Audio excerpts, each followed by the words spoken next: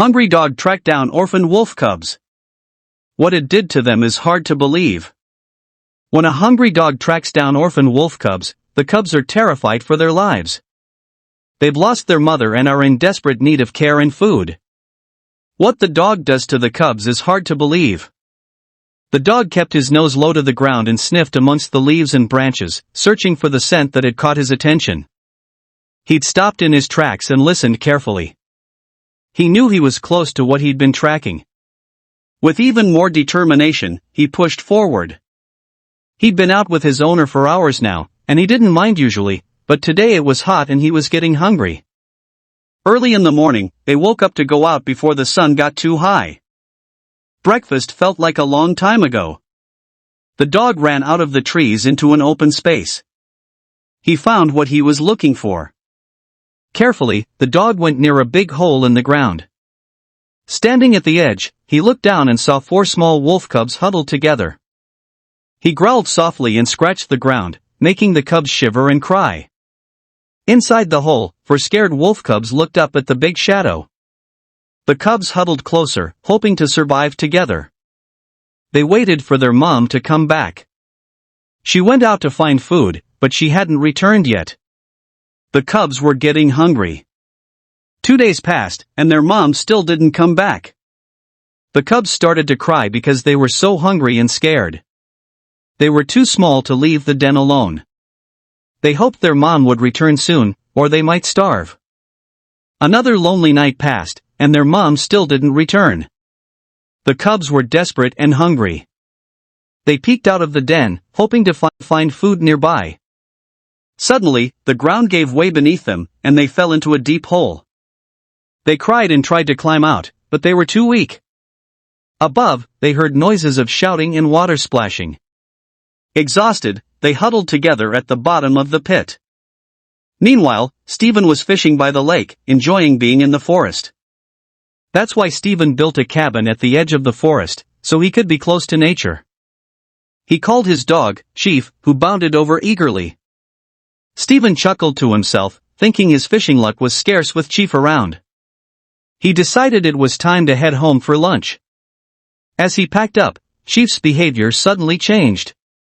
He was barking and whining, urging Stephen to follow him into the trees. Worried, Stephen followed Chief and found him near a perilous bear trap. Stephen was shocked to see 4 wolf cubs trapped inside. Determined to help, Stephen knew he had to rescue them, even though he hadn't planned for such a task during his fishing trip. Stephen realized he could hurry home and back to the trap in just an hour if he walked fast. He called for Chief to follow him, but Chief stayed by the pit, watching over the trapped cubs with a sad look in his eyes.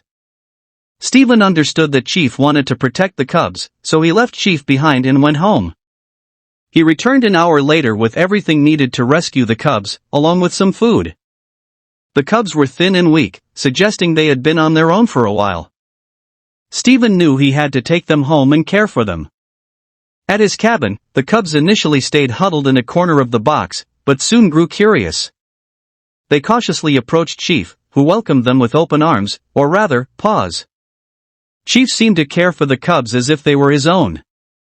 Over time, the cubs regained their strength, and by autumn, they were ready to venture out on their own.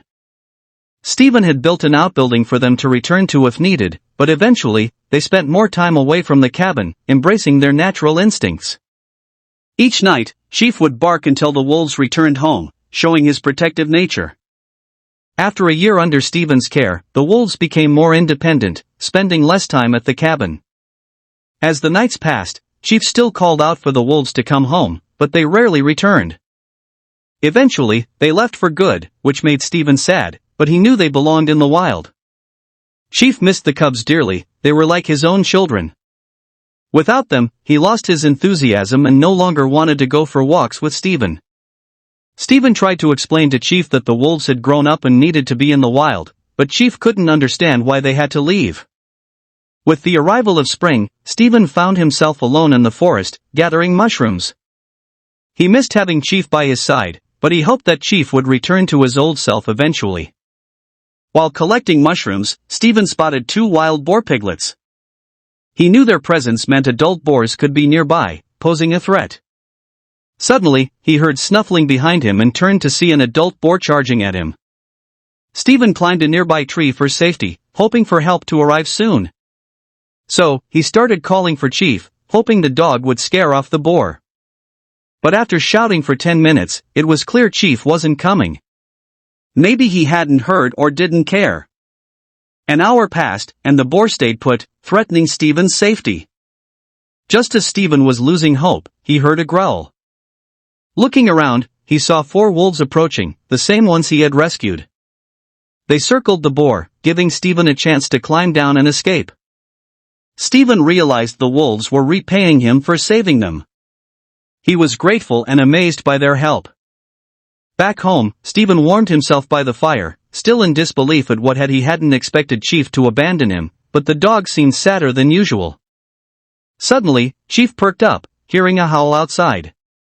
Rushing to the window, Stephen saw the wolves, and Chief's mood lifted. They exchanged howls, bidding farewell. After that, Chief's spirits lifted, and he stayed close to Stephen, just like old times. The next day, Chief eagerly waited by the door, ready to accompany Stephen fishing. It seemed Chief had found closure with the wolves, and life returned to normal.